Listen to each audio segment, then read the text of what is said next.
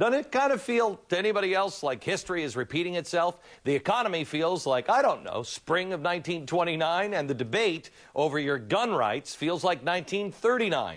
That's the last time the Supreme Court addressed the constitutional right to bear arms. That is, until yesterday, when the court heard oral arguments surrounding the D.C. handgun ban. Now, to me, and hundreds, thousands of others, there's no question our founding fathers believed in responsible gun ownership and constitutionally guaranteed that right in explicit terms. They weren't doing it for hunters. They were afraid of big government. Too bad Washington, D.C. seems to have forgotten the whole Constitution thing. Maybe we should move the Constitution to someplace where they might read it once in a while, like, you know, I don't know, in the congressional bathrooms or something. Since 1976, the District of Columbia has banned all handgun ownership except for retired D.C. police officers. The district also requires other firearms, like simple rifles, to be kept disassembled or with trigger locks on. Keep in mind, only lawful citizens obey the gun ban. Criminals, I haven't had a problem with, ignoring it. For decades, D.C. has been the capital for gun crime. This case has both sides of the gun debate holding their collective breath. The court's decision will certainly have a national impact. So far, the justices have repeatedly suggested that Washington's sweeping gun ban infringes on our right to keep and bear arms. In fact, in the words of Chief Justice John Roberts, what's reasonable about a total ban on gun possession? I, for one, couldn't agree more. Wayne LaPierre is the executive vice president of the National Rifle Association, an organization I am proudly a lifetime member of, and he was in court and heard the oral arguments yesterday. How did you come away feeling yesterday, Wayne? You know, Glenn, I came away with what I went in. All human society is best served by good people being able to defend themselves against those that would do evil to them and hurt them. In Washington, D.C., if the glass breaks in the middle of the night and you're all alone there, you cannot own any type of firearm at all to defend yourself against the people that would kill you. And that's not reasonable, and it's unconstitutional, and I believe that's the way the court's headed. You know, I have to tell you, I'm confused because the Bush administration came out, the Justice Department, and filed a brief that said, you can't go crazy here and give everybody every right. And they kind of, in a way, came out against our right to own guns.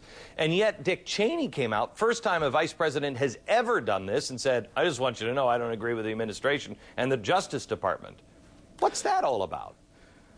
Well, I'll tell you, I mean, for the first time in history, more members of Congress signed that amicus brief than any other time. Over 55 senators, 250 members of the House of Representatives, the Vice President of the United States. And I think what that represents is the will of the American people saying this is our freedom, it's our right, it's our individual right, and we are not going to be denied this freedom. You know, Wayne, I've been reading the Founding Fathers an awful lot because I just think our country is in real trouble. We're losing so much of what we started at. And as I read the actual words of the Founding Fathers and I see what they talked about, they knew that they were afraid of government. They were not afraid of, bears coming out of the woods. They wanted people to have the right to protect themselves against an out-of-control government.